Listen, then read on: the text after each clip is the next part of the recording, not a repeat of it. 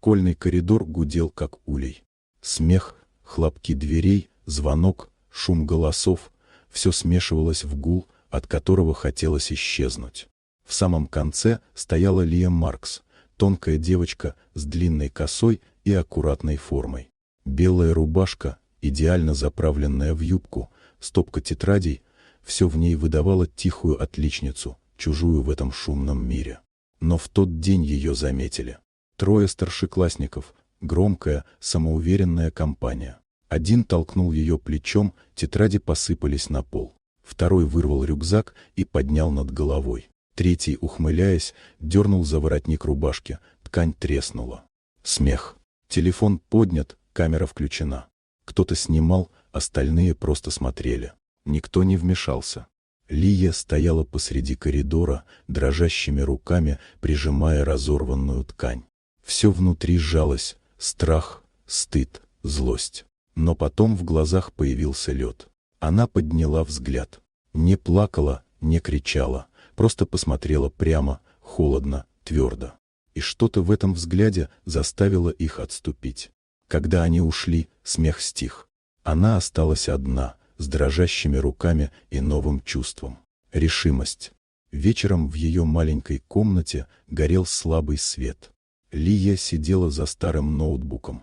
Пальцы быстро бегали по клавишам. Когда-то брат научил ее искать, взламывать, обходить блокировки. Теперь эти навыки стали ее оружием. Один за другим она находила страницы своих обидчиков.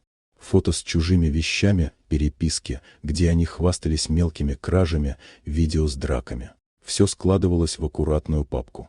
На мониторе росла коллекция улик, а в ее взгляде — холодная уверенность. «Теперь моя очередь», — прошептала она. На следующее утро школа кипела. Чаты, соцсети, родительские группы — везде всплывали видео и скриншоты.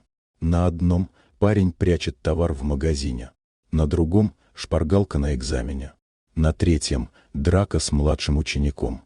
К обеду все уже знали. Смех сменился шепотом.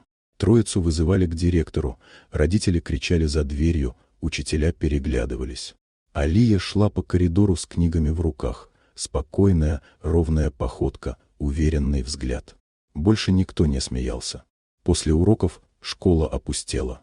В спортзале, где пахло деревом и лаком, сидели они трое, молчаливые, сломленные. Когда она вошла, один тихо спросил: «Это ты?» «Да». Никаких объяснений, ни злости, ни радости. Только твердость в голосе. Она взяла свой рюкзак и вышла. Снег за окном падал густо, мягко. На улице было тихо. Она натянула капюшон и пошла домой. Холод кусал щеки, но внутри было тепло. Теперь она знала, никто больше не решится толкнуть, насмешливо свистнуть или схватить за воротник.